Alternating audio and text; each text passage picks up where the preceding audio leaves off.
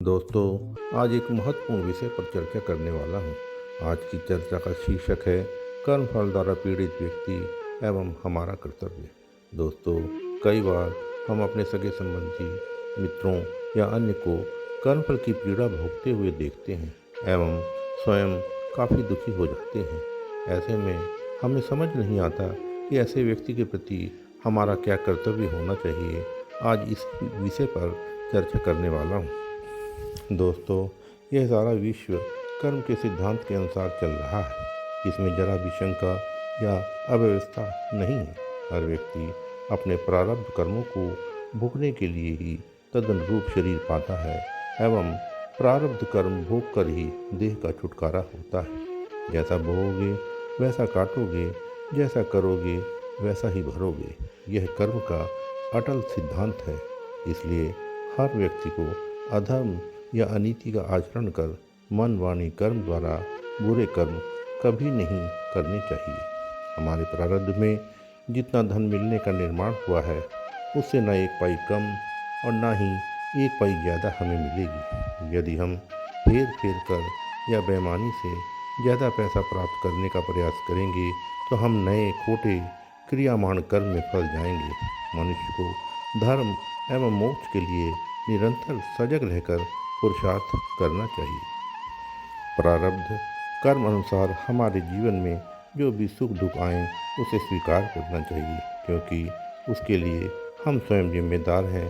किसी दूसरे को दोष देना नासमझी है एवं निरर्थक है।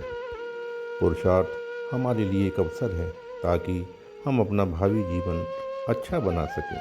पुरुषार्थ की संभावना केवल मनुष्य जीवन में ही है, अन्य किसी योनि में नहीं।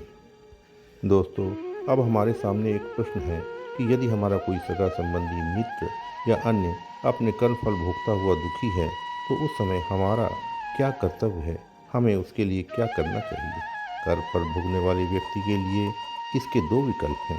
पहला, इसे स्वयं अपने किया हुआ समझकर स्वीकार करे एवं सहन करे। दूसरा, इसे भोगते समय पुरुषार्थ के द्वारा यानी प्रयत्नपूर्वक सही रास्ता अपनाए, सत्कर्म करे, दीन दुखियों की सेवा करे, बजाय इसके कि पुनः बुरे कर्म करे। अब प्रश्न है कि कर्मफल भोगने वाले व्यक्ति से जुड़े व्यक्ति को क्या करना चाहिए, उसका क्या कर्तव्य होना चाहिए।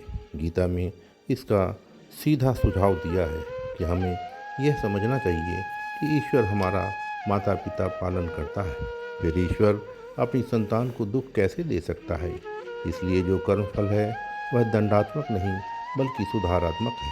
हमारी दृष्टि में अपने प्रियजन के दुख या जो कष्ट जो दिखाई दे रहे हैं वे वास्तव में उसके कल्याण के लिए हैं, उसके सुधार के लिए हैं। उन दुखों एवं कष्टों को सहन करने में ही भलाई है। इसलिए विकट से विकट स्थिति में हमें अपना संतुलन एवं विवेक खोना नहीं चाहिए। हमें अपना मन शांत रखते हुए अपनी तरफ से जितनी मदद एवं सांत्वना हो सके उसे देनी चाहिए। यदि उसके दुख से हम स्वयं दुखी हो रहे हैं तो निश्चित मानिए यह सामने वाले का नहीं बल्कि हमारा कर्मफल है। इस संबंध में गीता में एक दूसरा अप्रत्यक्ष सुझाव दिया गया है जो ज़्यादा प्रभावशाली है। यह है ईश्वर से प्रार्थना करना। ईश्वर ने मनुष्य को प्रार्थना के रूप में एक अनुपम एवं अनूठा उपहार दिया है। यद्यपि हम अपनी नासमझी के कारण प्रार्थना के महत्व को नहीं समझ पाते। जब हम प्रार्थना करते हैं तो हम सर्वव्यापक चेतना से अपने आप को जोड़ते हैं। यह सर्वव्यापक चेतना ही ईश्वर है, जो कि हमारे अंदर विचार उत्पन्न करती है, उपाय बताती है एवं सहन करने की शक्ति प्रदान करती है। इसलिए जब हम शांत मन से ईश्वर से प्रार्थना करते हैं तो वह हमारे अंदर कर्मफल भोगने वाले व्यक्ति के अंदर विचार के माध्यम से उपाय बताती है एवं सहन करने की शक्ति देती है। ध्यान देने योग्य बात है कि ईश्वर समस्या या परिस्थिति को दूर नहीं करता, परंतु उसे सुलझाने के लिए विचार देता है, उपाय बताता है ताकि व्यक्ति इसका सामना कर सके। प्रार्थना में अद्भुत शक्ति होती है जिससे हम परिस्थितियों का सामना करने की क्षमता आ जाती है। सारांश यह है कि कर्मफल भोगने वाले व्यक्ति के संबंध में दो बातें समझें एवं करें।